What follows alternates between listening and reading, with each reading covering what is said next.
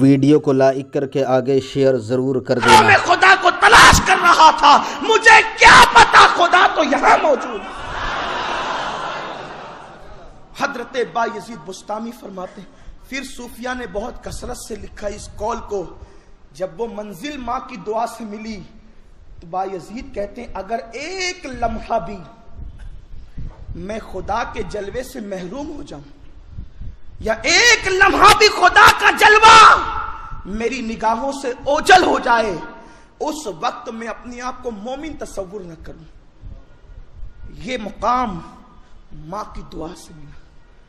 حضرت مخدوم ماہمی کا یہ وصف بہت خاص ہے، وہ اپنی ماں کے بڑے وفادار تھے۔ بچپنا ہے، بچپنے میں ماں سے کہتے ہیں ماں مجھے عالم بننا ہے۔ حضرت مخدوم ماہمی کہتے ہیں مجھے عالم بننا ہے۔ کچھ مائیں تو ایسی ہوتی ہیں کہ جن کو اللہ نے اتنا مضبوط دل دیا ہوتا ہے کہ وہ اولاد کو یوں کہتی ہے کہ بیٹے جا، اب تیری میری ملاقات قیامت میں ہوگی، جیسے غوث پاک کی والدہ۔ میرے غوث نے کہا ماں مجھے علم حاصل کرنا ہے، تو کہا جا بیٹا تیری میری ملاقات اب قیامت میں ہوگی، اس لیے کہ وہ ماں نہیں ہے صرف، لوگ خیر کی تلاش میں، میرے غوث کی ماں ام الخیر ہے، ان کا لقب ہے ام الخیر۔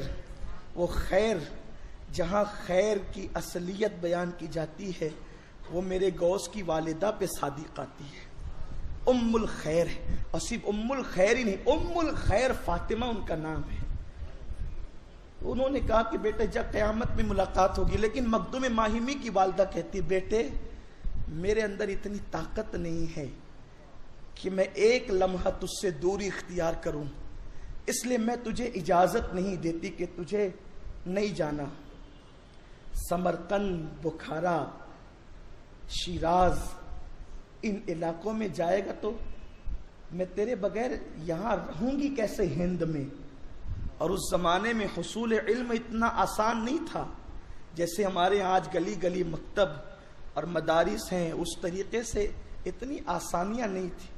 اعلیٰ تعلیم کے حصول کے لیے دور دور کا سفر طے کرنا ہوتا تھا، اور وہ بھی سفر ایسا نہیں کہ پلین سے چلے جائیں، ٹرین سے چلے جائیں، پیدل ہو رہا ہے، گھوڑوں پہ ہو رہا ہے، کھچروں پہ ہو رہا ہے، پھر ریگستان، جنگل کی آندیاں، طوفان۔ انسان اگر سفر کے لیے نکلے تو واپس آنے کی کوئی گارنٹی نہیں۔ ماں کا کلیجہ لرز گیا، میرا بیٹا باہر جائے گا، کہا نہیں بیٹے نہیں جانا، اور کہہ دیا کہ اگر تجھے علم حاصل کرنا ہے تو میں دعا کرتی ہوں اللہ تجھے یوں ہی علم عطا کر دے۔ حضرت مخدوم ماہمی نے طے کر لیا، جب ماں نے کہہ دیا تو نہیں جانا، ہزار شوق ماں کے قدموں پہ قربان، نہیں جانا تو پھر نہیں جانا۔ ارادہ کیا نہیں جانے کا۔ دوسری صبح کو چونکہ غم تو تھا کہ اب جانا نہیں ہے کہیں، یہی زندگی گزرے گی سمندر کے کنارے، تو آپ فجر کی نماز کے بعد سمندر کے کنارے پر گئے تو ایک خوبصورت نورانی پیشانی والے کو ایک پتھر پر بیٹھے ہوئے دیکھا، ان کے قریب گئے، اس لیے کہ کچھ چہرے ایسے ہوتے ہیں جہاں بڑی کشش ہوتی ہے، آدمی نہ چاہ کر بھی وہاں کھینچا کھینچا چلا جاتا ہے۔ تو مخدوم ماہمی نے بھی کچھ ایسا ہی چہرہ اس صبح کو سمندر کے کنارے دیکھا تھا، بلکہ یوں محسوس ہوتا تھا جیسے اس دن ممبئی کی سرزمین پر ایک نہیں دو سورج طلوع ہو رہے ہوں، ایک تو سمندر کے اس کنارے سے اور ایک تو سمندر کے اس کنارے سے۔ وہ سورج تو تپش اور حرارتوں سے لوگوں کو گرمانے کے لیے آیا تھا، اور یہ سورج علم کے موتی بکھیرنے کے لیے آیا تھا۔ جب حضرت مخدوم ماہمی نے معلوم کرنا چاہا جس کا چہرہ سورج کی کرنوں کی طرح چمکتا ہے، ذرا معلوم تو کرے کہ وہ ہے کون۔ جب پوچھا کہ آپ کون ہیں تو آنے والے بزرگ نے بتایا دنیا مجھے ابو العباس کی کنیت کے نام سے جانتی ہے، اور عام طور پر مجھے خضر کہتے ہیں۔ خضر یہ کوئی نام نہیں ہے، یہ حضرت خضر کا معجزہ ہے کہ آپ زمین کے جس خطے پہ قدم رکھ دیتے ہیں آپ کے تلووں کے نیچے اللہ سبزہ پیدا کر دیتا ہے، اس لیے ان کو خضر کہتے ہیں، اور ان کا نام ابو العباس ہے۔ حضرت خضر کے متعلق آیا ہے کہ اگر کوئی ان کی کنیت کو اور ان کے نام کو یاد رکھے تو اللہ اس کا خاتمہ ایمان پر فرمائے گا۔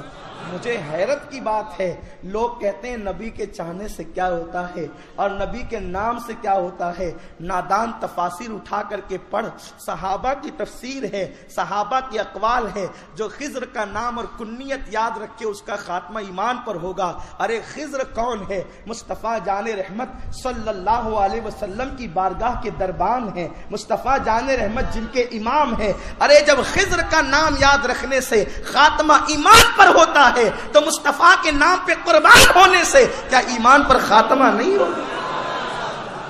یہ نام کوئی کام بگڑنے نہیں دیتا، بگڑے بھی بنا دیتا ہے سب نام محمد۔ پوچھے گا مولا لایا ہے کیا کیا، میں یہ کہوں گا نام محمد۔ حضرت خضر کا نام اپنی جگہ، لیکن جو نام خضر کی بھی مشکل کشائی کرتا ہے اسے نام محمد کہتے ہیں۔ جو نام جانے خضر ہے، جو نام امام خضر ہے، اسی کو محمد الرسول اللہ کہتے ہیں۔ اور میرے رسول کے نام کی شان، لوگ کہتے ہیں ان ناموں سے کیا ہوتا ہے۔ ایک مرتبہ حضرت مفتی احمد یار خان نعیمی علیہ رحمہ سے کسی نے کہا یہ یا غوث یا خواجہ اور یا فلاں اور یا فلاں پکارتے، ان ناموں سے کیا ہوتا ہے؟ کہا بھئی ناموں میں تاثیر ہے، اگر نام پکارے جائیں تو نام کی برکتیں ظاہر ہوتی ہے۔ تو پوچھنے والا بدعقیدہ تھا، جلدی سے بدعقیدے مانتے نہیں ہے، تو کچھ لوگوں کو جو ہے وہ دوسرے تیور دوسرے انداز سے سمجھانا پڑتا ہے۔ تو مفتی احمد یار خان نعیمی علیہ رحمہ سے کہا کہ ناموں میں کوئی تاثیر نہیں ہے، تو آپ نے کہا او گدھے، جب اتنا کہا تو اس کے چہرے پہ غصہ آ گیا۔ اس نے کہا یہ کیا بات ہوئی، تم سنی علماء کو طریقہ ہی نہیں ہے جواب دینے کا، کہ میں نے پوچھا کہ ناموں میں تاثیر نہیں، کوئی دلیل دیتے، آپ نے مجھے گدھا کہہ دیا، میری توہین کر دیا۔ لال پیلا ہو گیا غصے سے۔ آپ نے مسکرا کے کہا مولوی صاحب ناراض کیوں ہوتے ہو، آپ کا جواب ہی تو دیا ہے۔ کہ یہ کیا جواب ہوا؟ کہ تو نے کہا نام میں تاثیر نہیں تو میں نے گدھے کا نام لے لیا، گدھے کے نام میں اتنی تاثیر اللہ نے رکھی ہے کہ تو مسکرا رہا تھا غصے میں آ گیا۔ یہ تاثیر نہیں تو اثر ہی کا، یہ اثر ہی تو ہے کہ تو غصے میں آ گیا۔ ارے مسکراتا ہوا آدمی اگر گدھے کے نام پہ غصے میں آ جائے تو غصے والا آدمی اگر بزرگوں کے نام پہ مسکرانے لگے تو تاثیر نہیں ہے۔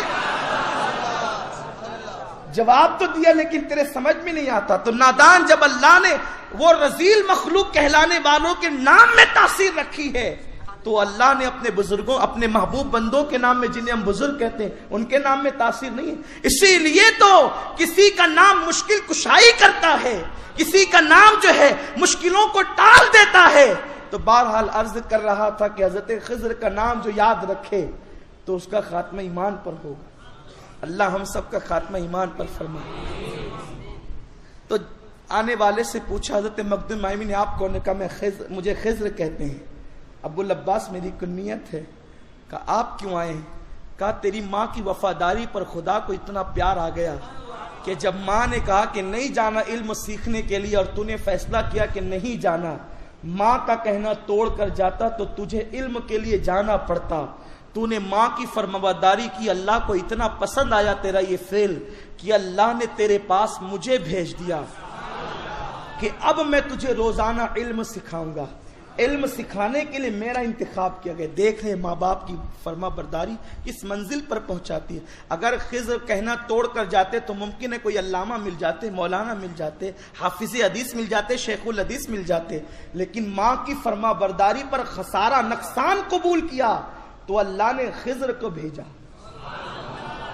اور جناب خضر جو ہے وہ آپ کے استاد ہوئے، لیکن پڑھانے سے پہلے کا علی سنو، اس شرط پر پڑھاؤں گا کہ تم یہ راز کسی کو بتاؤ گے نہیں۔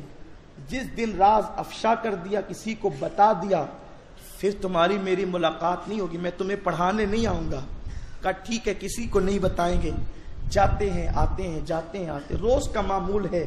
حضرت خضر آپ کو پڑھاتے ہیں۔